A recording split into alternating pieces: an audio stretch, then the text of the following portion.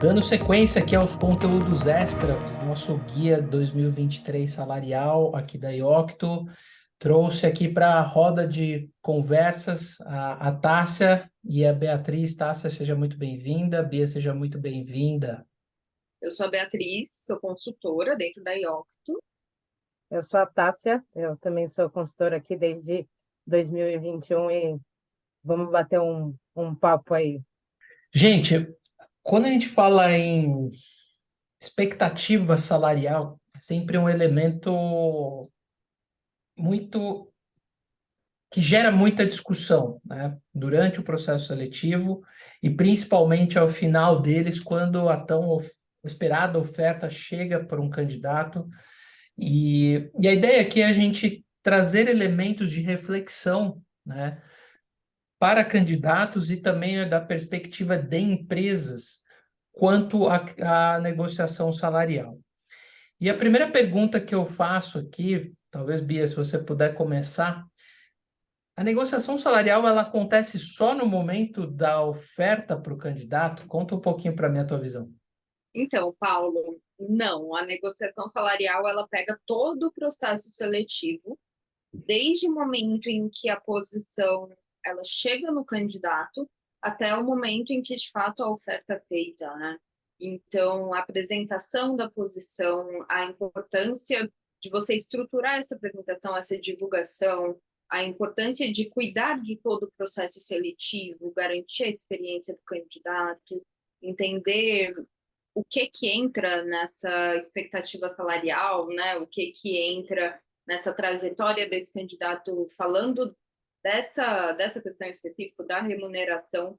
Então, é um processo que deve ser muito bem cuidado e até a contratação de consultorias, né, especializadas na área em que você está recrutando é muito importante, porque são consultorias que têm toda essa visão de mercado e têm toda essa visão de como fazer um processo seletivo, de como garantir que esse processo seletivo ele esteja a melhor experiência tanto para o candidato quanto para o cliente.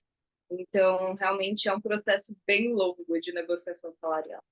E até nesse ponto que Beatriz tocou, eu reforço aqui que a Iocto ela tem uma metodologia própria de como colaborar para empresas, né, nessa jornada também de negociação e definição de expectativas salariais desde o início da primeira conversa com o candidato. E a gente sabe que isso tem uma influência muito grande, né, no desfecho de como isso acontece ao longo da jornada. Então, eu convido aqui vocês que estão nos assistindo para, se quiser conhecer um pouquinho melhor de como que a gente tem tratado essas formas, ouvir um pouquinho dos cases, setores que a gente tem de atuação e como que a gente trabalha essa preocupação da jornada de experiência com o candidato, a gente vai deixar os nossos contatos aqui. Puxando esse gancho, queria perguntar aqui para a Tássia, quando a gente fala de negociação, a gente está olhando para vários lados, né? Então, você tem o lado do profissional, os teus anseios de carreira, os teus anseios financeiros, todos os anseios que são envolvidos quando uma pessoa liga apresentando uma oportunidade. Nesse caso em específico de profissional, o que são fatores de reflexão, Tássia, na tua leitura, que uma pessoa ela tem que fazer no momento que ela começa a elucubrar sobre a questão da remuneração, né? O que você acha que são fatores que ela tem que colocar numa balança, né, ou refletir para discutir uma questão de remuneração? Eu acho que o primeiro ponto é, de fato, o valor, né? Faz sentido, uma prática de mercado, né, que a gente vê, que a gente acompanha em todos os processos, em torno de 10 a 20% aí, não é uma regra, né, mas um pouco aí do que como o mercado funciona, 10 a 20% acima do valor que você tem. Mas aí valem alguns pontos de reflexão, né? Porque não é só o valor em si que importa, lógico que é uma coisa que é muito importante, mas não é só esse valor em si que importa. A gente, né, tanto como consultoria, para a gente estar nesse meio de campo e ajudar esses candidatos e também as empresas, mas os candidatos precisam pensar qual é o desafio, se esse desafio é o que te motiva, quais são os benefícios que são oferecidos por essa empresa, qual é a cultura dessa empresa, se é uma empresa que vai te oferecer um modelo de trabalho que faça sentido com a sua rotina, que faça sentido com a sua vida pessoal. Então, né, pesando tudo isso, a gente vê que não é só o valor, é a oportunidade de crescimento dentro da empresa, né? Então, são alguns fatores aí que vão pesar na balança em favor dessa negociação. E, mais uma vez, a palavra da vez aqui é ponderação e pensar aí mais friamente e entender quais são os elementos e por que você iria para aquele lugar, se você se vê indo para aquele lugar, né? Porque também a gente está falando de uma mudança aí de, né? A pessoa está num lugar mais estável, querendo ou não, e ela está indo para outro lugar. Então, é isso que está te motivando? Esse valor faz sentido? Esses benefícios fazem sentido? Então, tudo isso conta aí no pacote que a gente tá chamando aí de negociação. Bia, nesse sentido também de profissional, você também traria mais algum ponto nessa questão? Eu acho que a Tassi foi bem completa, né? A gente considera realmente tudo. A mudança de trabalho, ela é uma mudança de vida quando a gente pensa que pelo menos 8 horas do nosso dia está no trabalho. Então, a negociação, ela abrange muito mais coisa do que a própria remuneração mensal. Então, assim, acho que a taça foi bem completa, até considerando também o total compensation, bônus, esse tipo de coisa, são coisas a serem levadas em conta, mas é isso, é algo bem maior do que a gente imagina quando fala de remuneração. Um ponto que eu sempre sugiro a profissionais a fazer, né, nesse exercício de remuneração é você detalhar, né, colocar no papel mesmo e detalhar todos os benefícios que você possui hoje, remuneração, bônus, incentivo de longo prazo, ou outras formas que você tem aí dentro do seu compensation, somado também a isso com o que a empresa está te oferecendo e fazer um depara, né? Então, detalhado para que te ajude também a chegar a uma tomada de decisão, mas como a Tássia e a Bia colocaram aqui, de fato, são outros elementos que permeiam, vamos dizer assim, a decisão de uma negociação. Falando aqui nos elementos, né? A gente falou aqui de benefícios, são questões eventualmente negociáveis. A gente falou aqui também, né, no outro tópico, que a questão do trabalho e regime de trabalho também é um outro aspecto negociável. A gente sabe que existe o movimento do presencial, do híbrido, do remoto, que são coisas que influenciam um processo de decisão ou até numa questão de negociação.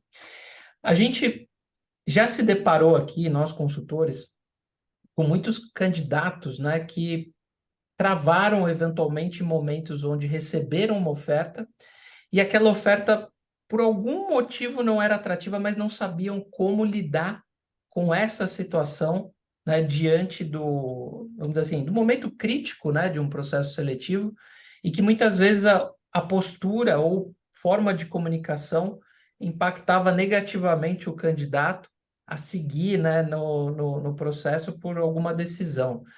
E aí eu queria perguntar aqui para a Tássia, né, qual que é a tua leitura, Tássia? Que dica que você daria, né, para candidatos que talvez recebam uma oferta que não seja atrativa e lidar com isso com a empresa, né? Qual que é a tua sugestão nesse sentido?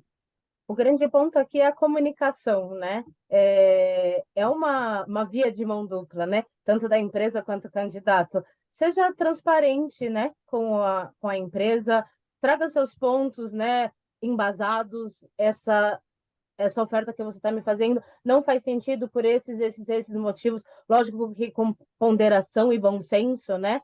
A gente já falou esse ponto um pouquinho, alguns minutos atrás, então está dentro dos 10, 20%, ou não é só uma questão do valor, é um benefício, algum benefício que precisa ser reavaliado, é a questão do modelo de trabalho pode ser reavaliado, o que a empresa pode fazer, né? Então, dos dois lados, aí, tanto de empresa, entender o momento do candidato e ver se isso é viável de ser renegociado, e do lado do candidato também, ter essa ponderação, trazer essa comunicação transparente para quem está, né? Geralmente é o RH, a área de benefícios e remuneração, que vai estar à frente dessa negociação, trazer os pontos ponderados, embasados e colocar na mesa de fato, né? Às vezes pode ser feita uma contraproposta, às vezes vai ter uma segunda contraproposta da empresa, né, que está oferecendo a proposta. Então, aqui a chave é a comunicação e a negociação de fato. Então, um dos pontos, né, que a gente levantou numa das nossas pesquisas de mulheres dentro do mundo tech, foi exatamente esse ponto, a dificuldade que elas têm na negociação. Então, não tenha medo de negociar. O máximo que vai acontecer é o outro lado te trazer a impossibilidade dessa negociação, mas os pontos foram expostos, né? Tudo ficou limpo aí dos dois lados, então tente negociar, traga seus pontos de forma transparente e com uma boa comunicação. E até nesse gancho, né, hoje a gente tem várias formas de como se comunicar, né? Então, você tem mídias sociais, você tem e-mail, você tem vídeo, você tem o presencial, você tem WhatsApp, você tem outras formas de se comunicar. Bia, nesse momento crítico aqui, né, dessa comunicação da parte da oferta ali nas etapas avançadas, o que você sugere para um candidato? O candidato negociar por e-mail, por WhatsApp? Qual que é a tua dica aqui nesse sentido? Nesse momento em específico, Paulo, eu sou fã da ligação ou do meeting em que você consegue ver a pessoa, né, com quem você está conversando. Eu sinto que traz uma sensação de proximidade maior, você consegue, de fato, ter uma conversa um pouco mais próxima, mesmo que essa conversa não seja presencial, porque a gente sabe que, na realidade, né, de muitas empresas, não dá para encontrar o candidato só para conversar sobre uma oferta, mas ter essa, não exatamente face to face, né? Porque seria realmente por vídeo, mas ter essa proximidade, ter essa conversa de uma forma um pouco mais humana, né? Colocando o seu pessoal realmente ali, seria a melhor forma, tanto falando das empresas, né? Na hora de ofertar de fato uma posição, que seja por ligação, que seja por vídeo, é mais interessante para o candidato. E também, a partir do momento da negociação, seria mais interessante também para as empresas que o candidato tivesse essa comunicação de uma forma um pouco mais próxima. E como vocês trouxeram aqui, eu acho que o princípio número 1 da negociação é porque são duas partes, geralmente, né? E a gente trouxe aqui muitos exemplos do que são reflexões de candidatos, né? E nos anseios de candidatos, o que geralmente eles conseguem ali fatores de se flexibilizar ou não diante de um cenário de proposta. Mas a gente também tem o lado das empresas, né? E as empresas, elas têm uma série de fatores que elas levam em consideração para chegar em uma remuneração também para um candidato. Que fatores são esses, Tássia, que você colocaria do ponto de vista da empresa? Qual que é a preocupação da empresa, né, no momento que ela estabelece uma faixa salarial, oferta um pacote de uma oferta para um profissional? A gente, como consultoria, com essa proximidade que a gente tem aí com os RHs, a gente vê que o principal ponto é a questão de equidade salarial dentro do time, né? Então, existem as hierarquias, vamos chamar assim, né? Existem as senioridades dentro dos times, então essas faixas salariais precisam ser respeitadas dentro né, pelo RH dentro dos times. Então, é muito comum a gente ver, então, às vezes parece que é um valor pequeno, né, que para a gente parece quase simbólico ali de um aumento salarial, mas isso implica em outras pessoas da mesma faixa salarial, da mesma senioridade, terem uma remuneração muito parecida, ou tempo de casa, né? O outro profissional tem um tempo maior de casa, então outro profissional está chegando e talvez vai se equiparar salarialmente. Então, o RH precisa olhar, né? Benefícios e remuneração, precisa olhar muito atento para isso. Então, esse é um fator que tem uma forte implicação aí na questão da oferta que vai ser feita. E também dentro de benefícios, né? Os benefícios precisam ser de forma igual para todos os funcionários ali daquele time. Então, equidade salarial e equidade também de benefícios, eu acho que eu entendo que é o principal ponto aqui. E até puxando esse gancho, né, a gente teve diversas situações aqui como consultoria, onde o posicionamento salarial de uma empresa no início de um processo ele não refletia o que a realidade de mercado às vezes estava praticando, né?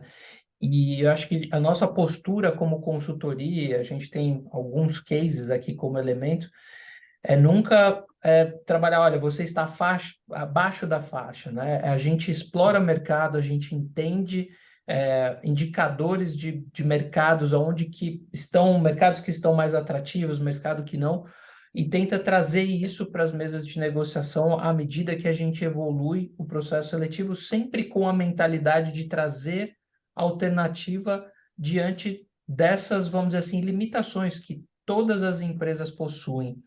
E nesse sentido, tem algum outro aspecto, Bia, também do lado da empresa também, que existe uma preocupação genuína, né? A gente falou aqui de equidade, né? De faixas.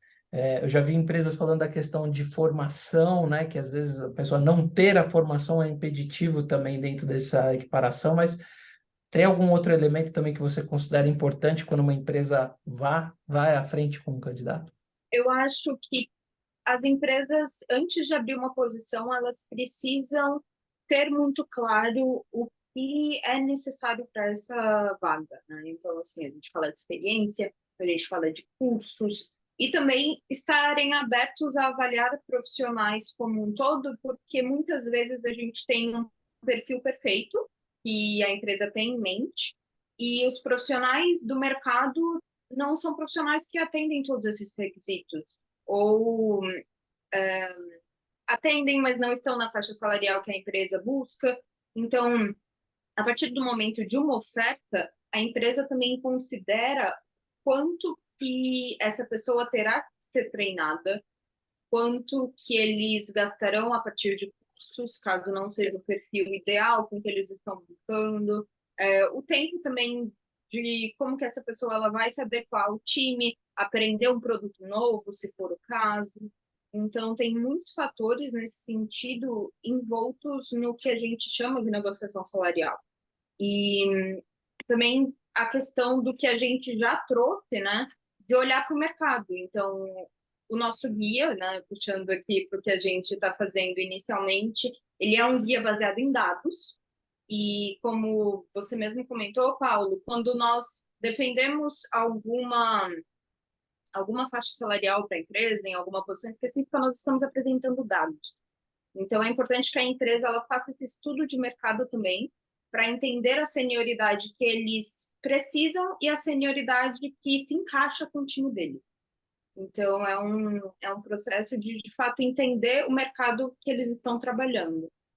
Essa questão da reflexão do antes de abrir uma posição, né, e tudo que percorre a necessidade real de resolver, né, aquele problema. Eu falo que as empresas elas abrem posições para resolverem problemas, né, para trazerem soluções, para pessoas tragam soluções para problemas para as empresas.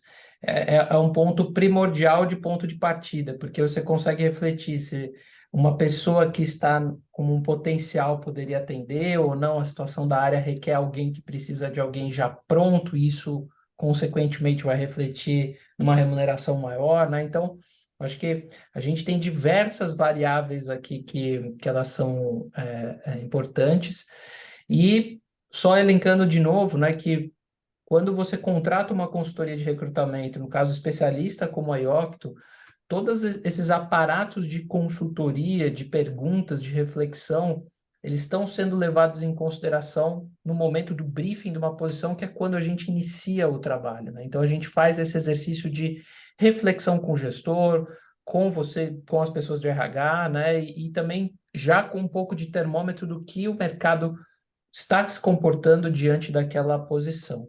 E como Beatriz mesmo disse, a Yocto foi pioneira em lançar um guia salarial específico para tecnologia, né, partindo de cargos de especialistas até cargos executivos. Esse material ele é gratuito, né, para o mercado, então, de fato, a gente entende que o valor como consultoria é compartilhar, né, informação, não só para pessoas que queiram se movimentar e saber onde exatamente estão dentro das faixas, mas que também para as empresas elas entendam como que o mercado está se comportando em determinadas sub-áreas. Dito isso, acho que a gente coloca aqui algumas reflexões importantes para vocês que estão assistindo ou nos ouvindo. Queria agradecer, Tássia. Obrigada, Paula. E a Bia também. Obrigado, Bia, pela contribuição. E a gente encerra aqui, então, né, os conteúdos extras do nosso Guia Salarial 2023. Eu convido vocês aqui também a se conectar conosco, né, nas mídias sociais, principalmente lá no LinkedIn. A gente tem uma contribuição muito grande dentro da nossa página. Se você quer ouvir um pouco mais sobre o nosso modelo de serviços, ou se você está buscando uma oportunidade ou enxergou uma oportunidade que está anunciada no nosso site, no nosso LinkedIn, fique à vontade aqui também para entrar em contato com a gente. Vai ser um prazer estar com vocês. Obrigado e até uma próxima oportunidade.